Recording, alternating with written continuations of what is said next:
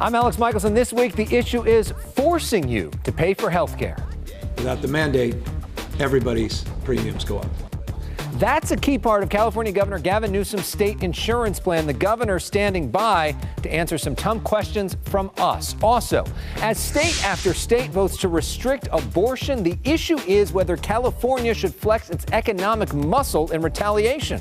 Plus, these regime change wars have been counter to our national security interests.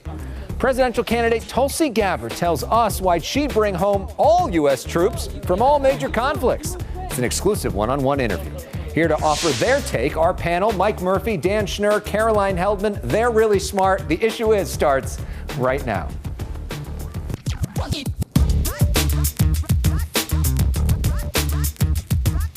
I'm Alex Michelson. Welcome to The Issue Is. Healthcare is one of the most important issues in poll after poll. This week, Governor Newsom has been on a statewide tour pushing what he calls California for All. It's a wide-reaching plan to transform how the Golden State residents get medical care. The proposals need to be approved by the state legislature. Among them, allowing young adults who are in the U.S. illegally to be covered by Medi-Cal, the state's health program for people with low income. Also, a so-called individual mandate, which would require that everybody enroll in the program. Those who do not would pay a penalty, with the penalty money going towards expanding subsidies that lower the cost of buying insurance. Also, the plan calls for a statewide purchasing program to rein in the cost of prescription drugs. Joining us now from Sacramento is the governor of California, Governor Gavin Newsom. Welcome back to The Issue Is. Good to be with you. Governor, you've admitted that at this point you're sort of in a back and forth with the legislature. You may not get everything you want. There's some negotiating going on. What is the number one priority, the most important thing that you want to get when it comes to health care? Well, we got to stabilize our insurance market. The vandalism that was done by the Trump administration with the elimination of the individual mandate has increased your premiums, increased the premiums of every single person watching this program. I want to stabilize the market, increase the risk pool by diversifying the risk pool, ultimately stabilizing the need to increase premiums. We do that by establishing a statewide framework, and in doing so, it will generate $330 million that will allow us to expand subsidies to working families, to the middle class, for families earning up to $150,000 with an additional $100 a month subsidy to offset their current costs of health care. One of the most controversial impacts is this issue of taxpayers paying for the health care of undocumented young adults. Why should California taxpayers pay for the health care of undocumented people when we can barely afford to pay for the health care of our own citizens? Well, they're already doing it. They're paying for it universally, and it's called sick care at every emergency room in the state of California. The perversity of that, I think the question should be, why do we want to spend so much on the back end when we can spend a lot less on the front end? Universal health care means universal health care for everybody, stabilizing the population in terms of their risk, increasing, again, a risk pool, which ultimately brings down the cost of premiums for everybody. But I got to remind folks, your premiums, what you're paying today, your employer-based health insurance, what you're getting through Medi-Cal or even Medicare, already has in there, fixed in that cost. Every month you pay the cost of providing acute care, regardless of individuals' immigration status. And so for me, it's just common sense. It's the right thing to do morally and ethically, but it's also a fiscally thoughtful thing to do. And I encourage other states and other governors to join California's lead. So the Trump administration got rid of the individual mandate. This brings it back here in California. But the same basic argument remains from back during Obamacare. If I don't want to buy health insurance, why should the government force me to do it?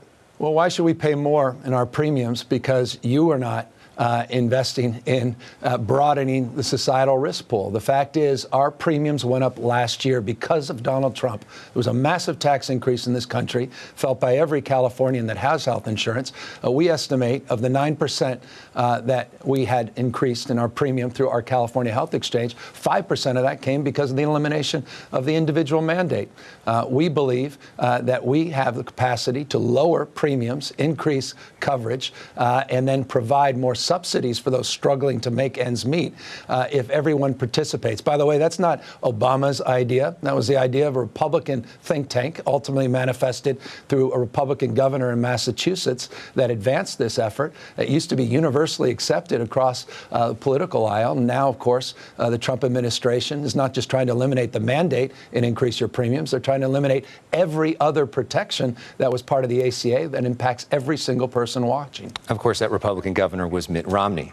Let's talk for a moment about reproductive rights, which is such an important issue to you, such an important issue when it comes to health care. This month, Alabama and Georgia, both in the news, poised to impose some of the strictest abortion laws in the entire country.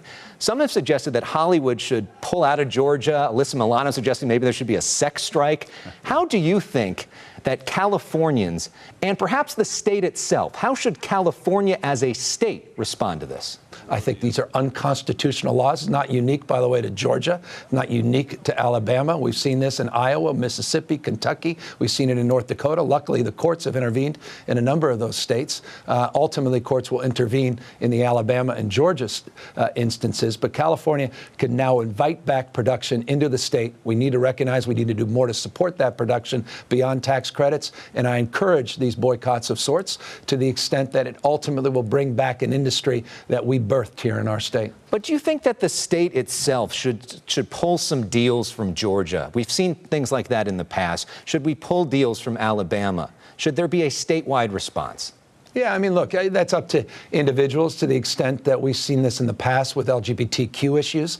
Individual companies, I remember at a time when Mike Pence was governor of his state in Indiana, one of the largest companies in California, Salesforce, said we're no longer going to do business in that state. That had more impact than state travel bans. In the past, we've had state travel bans, meaning we won't use taxpayer dollars to subsidize conferences in those states. So individuals, companies, cities have done the same to the state, to the extent our AG has advanced similar travel bans. I think all of that should be in the mix. Good people can disagree. Our values are well established here in California as a state that prides itself on standing up for reproductive rights and women's right to choose. I thought it rather remarkable and disgraceful, not surprising. You had 25 white males in that Alabama legislature determining the fate of women's rights in this country and in their state, potentially impacting the country if this goes to the Supreme Court and we see a reversal of Roe v. Wade. So we all have to stand up. We all have to assert ourselves. And I'm proud to be in California where we have the backs of women and we're going to protect their reproductive rights. All right, well, we're running out of time, but we like to have a little bit of fun on this show. So quickly, for our friends in San Francisco watching on KTVU and Oakland, I want a prediction for what happens next for the Warriors, and if they make it to the finals, how many games? Well, I mean, I can't imagine it's more than 6, but it's likely 5.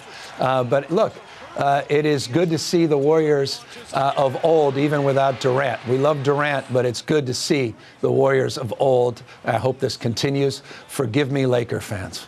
And, of course, you may see the Warriors without Durant next year, too. Real quickly, who wins Game of Thrones?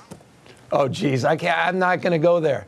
I can't get into Game of Thrones. I can't. I can talk about the final episode of Veep, which is something it's going to take me a couple years to work through as I go back to reruns. I'm going to miss it. And then you could potentially watch some things happening in real life and get some of that satire happening as well. Funny. That's all true. Right. We like to play some music, so we're going to wrap up with some Major Lazer, Light It Up, which I heard often at your campaign rallies up and down the state. That's true. So this is for you, Governor Newsom, your walk-on music. Thanks for joining us. Hopefully you'll visit us in studio sometime soon. Look forward to it. Thanks, Alex. Thanks, Governor. All right, well, a lot to unpack there with our panel, Dan Schnur, Mike Murphy, Caroline Heldman coming up. Stay with us. You're watching The Issue Is. From Southern California to the Bay Area, you're watching The Issue Is. Welcome back. If the Avengers became a political panel, it would be this group. Many of our all-stars are back. Let's start with Caroline Heldman. She's a professor at Occidental College. She's written several books on presidential politics. She's also a feminist activist. Her latest book is called The New Campus Anti-Rape Movement, Internet Activism and Social Justice. Mike Murphy is co-director of the USC's Center for the Political Future. Fortune magazine has called him a media master. Newsweek described him as the GOP's hottest media consultant. He's advised some greats. Here he is with the late Senator John McCain, not to mention Mitt Romney, Arnold Schwarzenegger, Jeb Bush, and others. Dan Schnur advised candidates like John McCain and Pete Wilson. He ran for Secretary of State himself. He's taught at USC, UC Berkeley, and Pepperdine. He's editor of the book American Politics and the Jewish Community. And most importantly, he's my former professor. Welcome to you all. Good to have you all back here on The Issue Is. Let's start with the big issue of abortion this week, once again rearing its head. This is a topic that you've written so much about, Caroline. What do you make of what's happening right now, and how realistic a threat do you think it is to Roe v. Wade? Well, it's a really good strategy for the well, I call them the anti-choice folks, right, who are trying to overturn Roe v. Wade. And I should say, you know, I was on the front lines of Operation Rescue. I was protesting outside of abortion clinics on the anti-choice side in the 70s and 80s. This is a plan 40 years in the making. I've had a front row seat to it. I'm on the other side of it now, and it's really clear to me that this is a strategy that will probably be effective for conservatives, but I think it will cost them electorally because only 17% of Americans want to overturn Roe v. Wade at this point in time. What do you guys think? Well, politically, it'll bring energy to the Democrats in the presidential year in most places, not all. I mean, this is an issue where everybody picks a side and starts yelling at each other. But the other issue involved is a constitutional one. Should states have a right to decide their own policy? Alabama's 60% pro-life. They elect pro-life politicians. They're trying to move a pro-life agenda. Out here, it's the opposite, as we saw with the governor's, courageous remarks to be 1,000% where his voters are. Alex, this is bad news for the Republican Party, and it's bad news for the pro-life movement. For many years now, pro-life advocates have been making incremental advances. This is such a dramatic shift that, if anything, it leads to a backlash, and you saw that from Gavin Newsom. The chair of the Republican National Committee was against this decision. Kevin McCarthy, the head of the Republicans in the House of Representatives, is against this decision. Reverend Pat Robertson thinks this is a bad decision. And Gavin Newsom, who's a very savvy politician and knows a good issue when he sees it, almost leapt right through the monitor to talk to you about what a bad thing this was. Let's talk about the other issue that the Governor Newsom was talking about, which is his health care proposal. It would be a dramatic shift in this state. Mike, as a Republican, your response? Well, I'm sympathetic to the idea of mandates. I worked with Mitt Romney when I was his consultant on that. The problem is when I look at there are two parts of it. The politics of it is, all right, people who cannot afford health insurance, I'm going to fine you for that.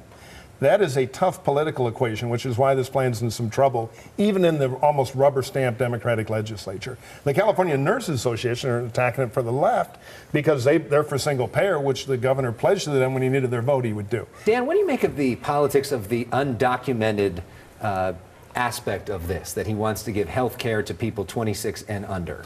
Well, this is really interesting because the premise of your question, Alex, which I think was very smart, is aren't there voters who are going to be upset about seeing these resources devoted to young undocumenteds? The real push in Sacramento, though, is not from the right, as your question implied. It's from the left. Right. Newsom's biggest challenge is Democrats who don't just want to cover young people aged 26 and under who are undocumented, but they want to cover the entire undocumented population. And right now, we really haven't yet seen what happens when Gavin Newsom goes toe-to-toe and nose-to-nose with the legislature. They were scared of Jerry Brown. Jerry Brown was the grumpy old get-off-my-lawn governor, and they were scared of him. Eastwood. They're still trying to figure Gavin out. And I agree with Dan. He should be watching Game of Thrones because he needs a dragon. Leaders have to have a little fear in the equation, and the legislature does not fear this governor. Speaking of Game of Thrones, let's play a little music. This is Power is Power. This is a Game of Thrones inspired song. And up next, the battle for the throne in the Oval Office. Smart takes from these campaign veterans about what's going on in the presidential campaign when we come back. Get a dragon. Get a dragon is the smart take. Do you think Daenerys survives? I hope not. She's awful. Well, she's awful. As we listen to Madonna's new song, I Rise, we note that Senator Kamala Harris, one of the 24 or so declared Democratic candidates, will be attempting to get a rise in the poll when she campaigns in Southern California for the first time as a presidential candidate this weekend. We're going to be talking with her. Back now with our panel, Mike Murphy, Dan Schnur, Caroline Heldman. Dan, I'll start with you. Kamala Harris has the endorsement of almost everybody in California, yet polls show that she's not ahead in her home state. Why do you think that is? Well, the Atlantic magazine ran a piece this week calling Kamala Harris the Jan Brady of the Democratic primary. And perhaps we should explain to some of your younger viewers who Jan Brady is and what magazines are. But just to be clear, she is in somewhat of a middle position.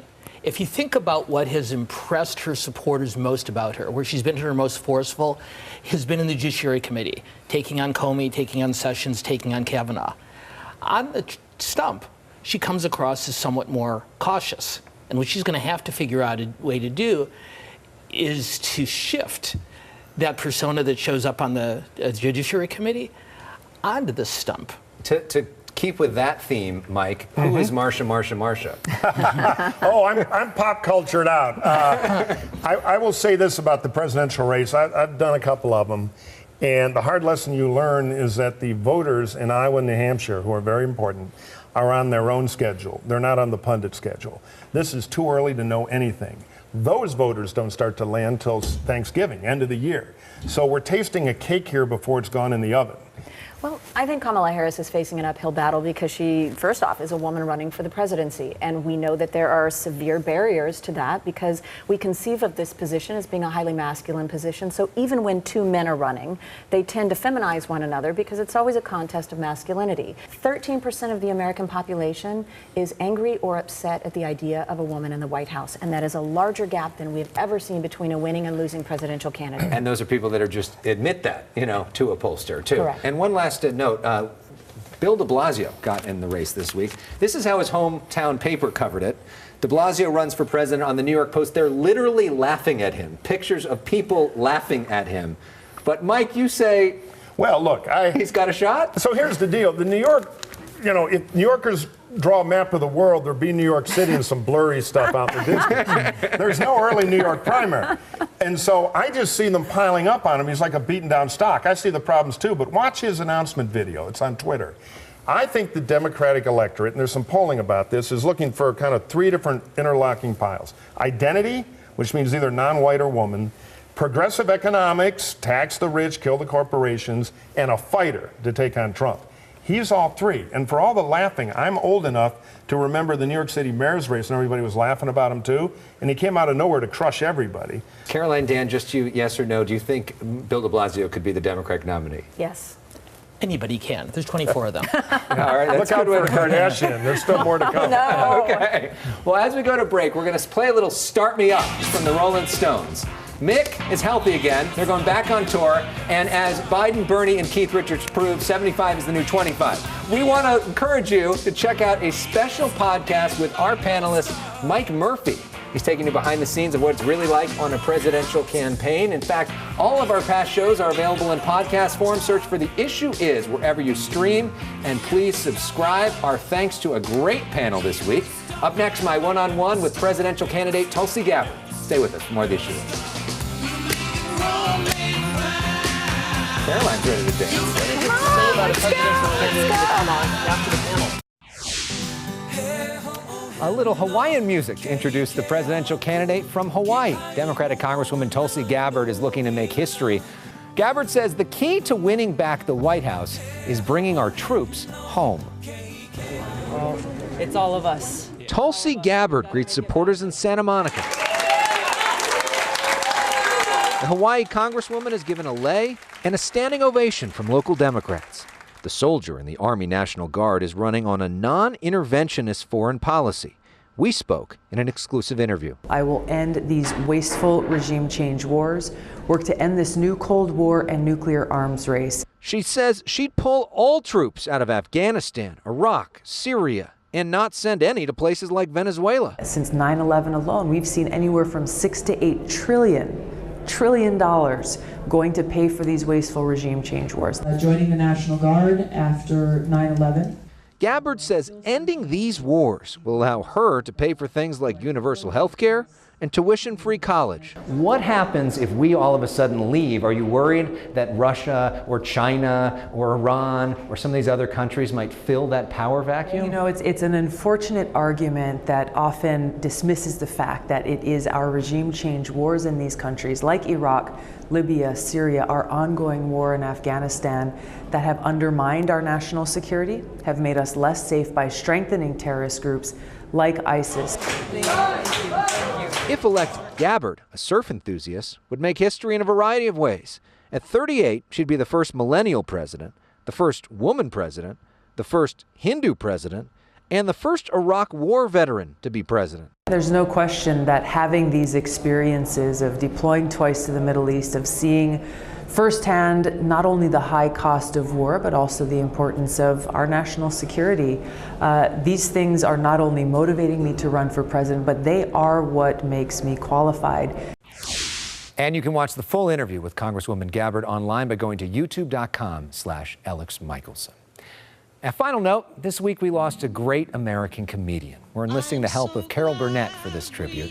Tim Conway was a comic genius that famously led his fellow players to crack up alongside him on The Carol Burnett Show and other iconic broadcasts.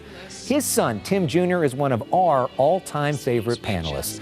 Both father and son have brought us so much joy, and as we say farewell, we're sending both of them a whole lot of love.